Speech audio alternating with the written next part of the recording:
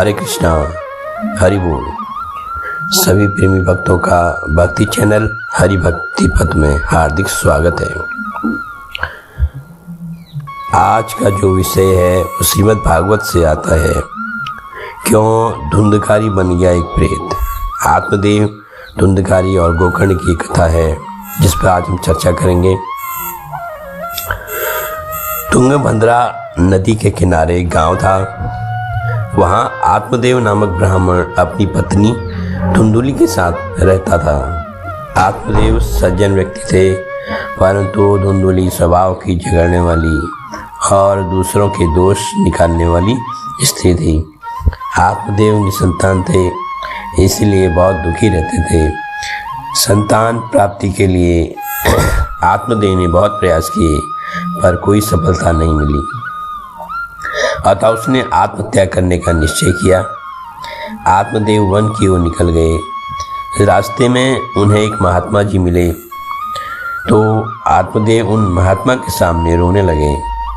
महात्मा ने उसके दुख का कारण पूछा। आत्मदेव ने कहा कि मेरे पास खाने पीने के लिए तो बहुत कुछ है, परंतु मेरे पास खाने वाला कोई नहीं, अतः मैं दुखी हूँ। इसीलिए मरने की इच्छा से आत्महत्या करने यहाँ आया हूँ। संतान के लिए मैं इतना दुखी हूँ कि सब सूना सूना लगता है। जिस गाय को पालता हूँ वह भी बांझ हो जाती है, जो पेड़ लगाता हूँ वह भी फलता फूलता नहीं। मैं बहुत अभागा हूँ। ऐसा कहकर आत्मदेव फूट फूट कर रोने लगे। तब इस पर महात्मा जी ने कहा, तुम्हारे कोई संतान नहीं है, यह तो ईश्वर की कृपा है। जिसके कोई संतान नहीं होती वह तो सभी ऋणों से मुक्त है। अतः हे ब्राह्मण, पुत्र लालसा का मोह त्याग दो, क्योंकि पुत्र की कामना से धन की, संसार की भी इच्छाएं जाएंगी और तुम परमात्मा से दूर हो जाओगे। प्रतिकूलता में भी जो परमात्मा की कृपा का अनुभव करता है वही सच्चा वैष्णव भक्त है, उसी की सद्गति है। आत्मदेव ने कहा, आपके उपदेशों से मेरी मुक्ति नहीं होगी। मुक्ति के लिए तो पुत्र ही चाहिए। तो महात्मा जी मुस्कुराए और बोले, शास्त्रों में लिखा है कि पुत्र से मुक्ति नहीं है। जो मनुष्य परमात्मा के लिए जीता है और तन मन धन से परमात्मा के पूर्ण समर्पित होता है वही मुक्त है। आत्मदेव ब्राह्मण दुखी होकर बोले, मेरे मरने के बाद मेरे श्राद्ध और पिंडदान नहीं होगा तो मैं अनेक योनियों में भटकता रहूंगा। अतः कृपा करके आप मुझे संतान प्राप्ति का उपाय बताइए। तो महात्मा जी बोले, यह शरीर ही पिंड है, उसे परमात्मा को अर्पण करना ही पिंडदान है। श्राद्ध करने से पितर प्रसन्न होते हैं, पर मुक्ति संभव नहीं है। मुक्ति के लिए तो एक ही सत्कर्म है, स्वयं अपने द्वारा ही अपनी आत्मा का संसार समुद्र से उद्धार करें। ईश्वर के लिए जो जीता है उसे अवश्य मुक्ति मिलती है। परंतु आत्मदेव को महात्मा के वचन न सुहाए और उसने कहा, हे महात्मा जी, मुझे तो आप पुत्र दे दीजिए, नहीं तो मैं आपके सामने ही प्राण त्याग दूंगा, जिसका दोष आपको भी लगेगा। आत्मदेव के हठ एवं दुराग्रह को देखकर महात्मा जी ने उसे एक फल देते हुए कहा, इसे तुम अपनी पत्नी को खिला देना, इससे उसके एक पुत्र होगा। तुम्हारी स्त्री को 1 साल तक सात्विक जीवन जीना होगा। यदि वह ऐसा करेगी तो बालक शुद्ध स्वभाव वाला होगा। आत्मदेव खुशी खुशी फल लेकर लौट आए और अपनी पत्नी को फल दिया। धुंधुली ने फल नहीं खाया। अनेक कुतर्क सोचने लगी, अरे गर्भावस्था में तो भारी कष्ट उठाना पड़ेगा, झंझट ही झंझट है। मैं बालक का पालन कैसे करूंगी? और इस फल के रूप में सुखदेव जी जैसा बालक आ गया और 12 वर्ष तक मैं गर्भवती रही तो मैं तो मर ही जाऊंगी। धुंधुली ने अपनी छोटी बहन से सारी बात कही तो उसने युक्ति बताई कि मैं गर्भवती हूँ, मुझे बालक होने वाला है, तो ऐसा करती हूँ कि मैं तुझे अपना बालक दे दूंगी। तू आज से ही गर्भवती होने का नाटक कर और ये फल गाय को खिला दे। महात्मा जी का भी पता चल जाएगा कि उनमें कितनी शक्ति है। समय बीतने पर धुंधुली अपनी बहन का पुत्र ले आई और पति को बोला कि मुझे बेटा हुआ है। बड़ा भारी उत्सव मनाया गया, नामकरण संस्कार हुआ। स्वयं का नाम आत्मदेव था तो उन्होंने बेटे का नाम ब्रह्मदेव रखने का सोचा, पर धुंधुली फिर झगड़ गई। बेटा मेरा है तो नाम आप कैसे रखोगे? तो आत्मदेव बोले, भाई तू ही रख ले। उसने कहा, मेरा नाम धुंधली है तो मेरे बेटे का नाम धुंधकारी होगा। धुंधुली ने गाय को जो फल खिलाया था, उसके 2 महीने पश्चात गाय के गर्भ से मनुष्य का सा बालक पैदा हुआ, जिसके कान बड़े बड़े थे, इसलिए आत्मदेव ने उसका नाम गोकर्ण रखा। अब दोनों बड़े होने लगे। धुंधकारी दुष्ट प्रवृत्ति का था और गोकर्ण बड़ा ही सात्विक प्रवृत्ति का था। धुंधकारी सारे दुष्कर्म करता था, शराब पीता, जुआ खेलता, घर की सारी संपत्ति ले जाता। धीरे धीरे उसने सारी संपत्ति नष्ट कर दी। इसीलिए तो पुरानी कहावत है, पूत कपूत तो क्यों धन संचय, पूत सपूत तो क्यों धन संचय। अर्थात अगर पुत्र दुष्ट है तो आपके खून पसीने की कमाई सब बर्बाद कर देगा, और अगर पुत्र सपूत है तो खुद मेहनत करके धन अर्जित कर लेगा। इधर एक दिन धुंधकारी ने आत्मदेव की भी पिटाई कर दी। पुत्र के दुराचरण को देखकर आत्मदेव को बहुत दुख हुआ। उन्होंने सोचा, इससे अच्छा तो मैं पुत्रहीन ही ठीक था। पिता के दुख को देखकर गोकर्ण पिता के पास आया और उन्हें वैराग्य का उपदेश दिया। गोकर्ण ने कहा, पिताजी, ये संसार दुख रूप है तथा मोह के बांधने वाला है। संसार में सिर्फ भगवत दृष्टि रखकर ही हम सुखी हो सकते हैं। अतः पुत्र मोह त्याग कर भगवत भक्ति करिए, तभी मनुष्य जन्म सफल है।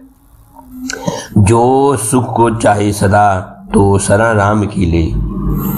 भक्ति में परदोष दर्शन विघ्न है। अतः हे पिताजी, आप धुंधकारी की गतिविधियों की तरफ ध्यान न देकर वन में जाकर प्रभु की आराधना करें।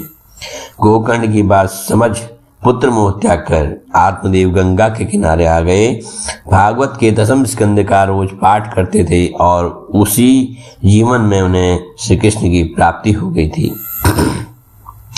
तो आत्मदेव के चले जाने के बाद एक दिन धुंधुली भी पुत्र के उपद्रवों से दुखी होकर कुएं में जा गिरी और उसकी मृत्यु हो गई।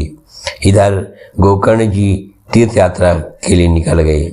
खुली छूट मिलने के कारण अब धुंधकारी 5 वेश्याओं को घर ले आया। वह वेश्याएं की मांगों को पूरा करने के लिए डाका डालता, शराब पीता, जुआ खेलता था। इनकी मांगों को पूरा करते करते एक दिन धुंधकारी ने राजा के महल में भी चोरी कर ली। वेश्याओं ने सोचा, यदि यह जीवित रहा तो एक न एक दिन हम सब पकड़े जाएंगे, अतः इसे मार ही डालें तो अच्छा रहेगा। ऐसा सोचकर रात को उन्होंने सोते हुए धुंधकारी को रस्सी से कस कर बांध दिया और जलते हुए अंगारे उसके मुख में भरकर उसे तड़पा तड़पा कर मार डाला। फिर उसके शरीर को वहीं धरती में गाड़ दिया।